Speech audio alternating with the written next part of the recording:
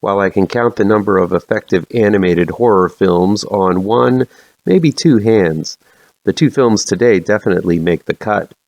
The Spine of Night delivers everything you would want in a modern heavy metal movie. This is M.L. Miller Fright's Best in Horror Countdown 2021 through 2022. Counting down the best in horror films released from October 1st, 2021 through September 30th, 2022. According to me, M.L. Miller. Here we go. Number 17. The Spine of Night was released on October 29th, 2021. It's streaming on Shudder. It's directed and written by Philip Gelatt and Morgan Galen King. A powerful evil force makes its way across the land. It originated from a far-off place, but has traveled thousands of miles to invade and conquer all that stands in its way. Wielded by a powerful wizard, the force transforms men into drones and is a danger to all life on Earth. Only a small group of heroes of iron will and strong armaments stand between the force's dominion over all. The battles will be many and bloody and epic and will span through the ages. And it'll be awesome. The Spine of Night is a throwback kind of film, but hopefully will revive the type of animation that seems to have been forgotten through the years. Some amazing animated films have been made through the rotoscope method, which basically films real people going through the motions and then superimposes animated figures over those forms. The result gives the animated characters more weight and real-world movement than any simulated CG cell plopped out by Disney or Pixar. If you've seen the heavy metal movie or Ralph Bakshi's The Hobbit or any of Bakshi's other films like Fire and Ice or Fritz the Cat, then you know what rotoscope is, even if you might not have known what it was called. If I understand it right, the method of animation is not only more realistic, but far faster to process. Or maybe I'm wrong about that, I'm not sure. Still, films made with this method look unlike anything you're bound to find. Like those rotoscoped fantasy epics of yesteryear, The Spine of Night tells an enormous story that spans across the dawn of time to what seems to be the very end of it. It depicts the war between the gods and titans, the creation of the universe, and the distinction between good and evil. It charts a horrifying journey as a cave woman attempts to transport a spark of life that ends up being twisted into terrifying lengths and exploited to enslave an entire populace. It shows monumental battles between warring armies set against gorgeously painted backdrops. Everything about the film screams an epic scope modern movies only attempt to do. There are no limits to this animation, only in those who created this modern animated masterpiece, and their minds think pretty big. The Spine of Night can be enjoyed for its wonderfully intricate story, told in disjointed parts jumping from beginnings to endings to middles, but never really getting convoluted enough to lose you. Then again, if you're looking for something to admire as a visual smorgasbord, this one will satisfy those hunger pangs as well.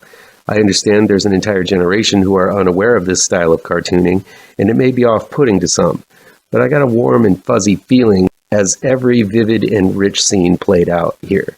And I hope this film causes a new resurgence in the rotoscope method. And brutal. Man, is this a brutal little film. People are hacked to bits, burned to embers, pulverized, smashed, sliced, and diced. The Spine of Night pulls no punches and shows every bloody, gruesome detail. This is carnage you just can't get away with in live action. The carnage depicted here is unlike anything you're bound to see, and I loved every second of it. Adding to the fun, The Spine of Night sports a geeky cast of voice actors: Patton Oswalt, Lucy Lawless, Joe Manganiello, Richard E. Grant, and of course the one and only Larry Fessenden all offer up their voices for this wide cast of characters. Sure, recognizing these voices kind of takes you out of the film, but only as much as it does regularly animated features. All of the cast are giving their all and taking this film deathly serious. One can tell this is a cast of geek celebrities who believed in this project. It's evident in every scene they're in. I expect The Spine of Night to become another sleeper hit like Fire and Ice, Heavy Metal, and other rotoscoped flicks before it. There's something infectiously underground and appealingly grungy to the way this animation works. There's a coolness to it that makes it so much more than your typical animation.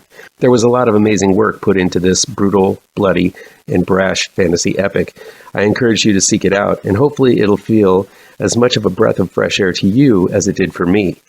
How often do you get to watch a new fantasy horror cartoon? The answer? Not bloody often. So enjoy it. While I found the story lacking in depth and substance, I would be remiss not to mention Phil Tippett's stop-motion opus, Mad God.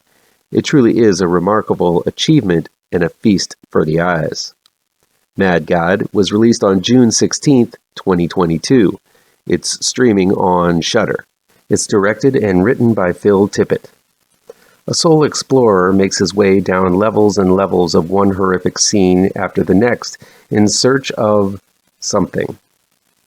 That's pretty much what I gleaned as the storyline to Mad God, the magnum opus of stop-motion effects man Phil Tippett, who worked on iconic films like the Star Wars trilogy, Jurassic Park, the RoboCop trilogy, and tons more films we've all loved since childhood. Tippett is a true magician when it comes to special effects, specifically stop-motion animation, which has sadly gone by the wayside in favor of easier and much less interesting CGI. For me, there was always something more interesting to stop-motion. Maybe because I saw a making-of video centering on Ray Harryhausen as a kid, and appreciated the hard work put into making these intricate models move and come alive through hours and hours of slight movements and photography. Whatever it was, whenever I see stop-motion animation, I feel like a kid again, and I find myself believing in movie magic. That's kind of how I felt while watching Mad God. It took Tippett 30 years to complete Mad God. One look at the intricate and labyrinthine world he has created, and you know why it took so long.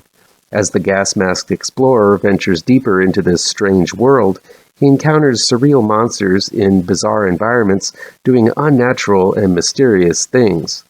To describe this journey in detail would be doing it a disservice. It's a quest that needs to be seen to be appreciated. This is a grimy and disgusting world. It's a world where what the top layer does affects the lower levels greatly. The junk, shit, and ooze from one layer seeps down to the next. These substances are processed and sent lower, making the explorer's campaign seem like he's venturing inside some kind of grand interconnected machine. In the end, this journey feels epic, even though it might be somewhat difficult to understand. As usual, I try my damnedest to glean what the filmmaker is saying whenever I watch a film.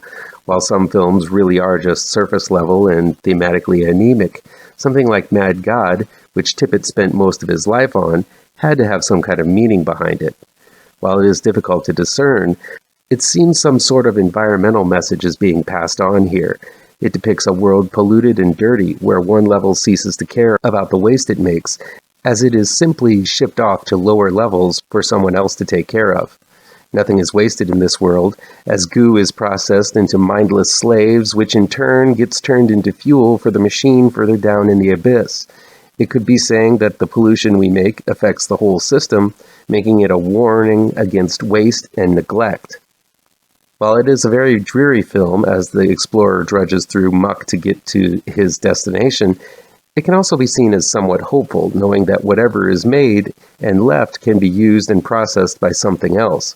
There's a sort of circle of life aspect to Mad God that gives off the notion that the trek this explorer takes isn't the first one and it won't be the last. There's also shades of 2001: A Space Odyssey, as Tippett takes the viewer on an intimate trip through the lifespan of an entire world. It's all spectacular in scope, and a bit too much for me to process from one viewing. That said, I try not to think too hard while watching Mad God, whether it's about the pointlessness of life as the explorer's journey seemed to lead him right back to where he started, or a damnation towards some kind of higher power that put him on that path to begin with. The best way to enjoy Mad God is simply to marvel at all Tippett has accomplished. Yes, this was a huge amount of work, and the end result is a view of an epically expansive and often horrifying world filled with beasts from your worst nightmares. It all makes sense in a crazy sort of way if you simply sit back and enjoy this wonderful gift Phil Tippett has unleashed upon us after so many painstaking hours of work. This won't be the first time I sit through Mad God, and if you're into old-school stop-motion animation, this will be a multiple watch for you as well. As always, feel free to agree, disagree, or give me your own picks for your favorite horror movies. It's October, so let's talk horror. Come back tomorrow for the next level in the Best in Horror Countdown 2021 through 2022. Be sure to hit all of the pertinent bells and whistles down below, and you'll never miss a post. Happy Halloween, folks.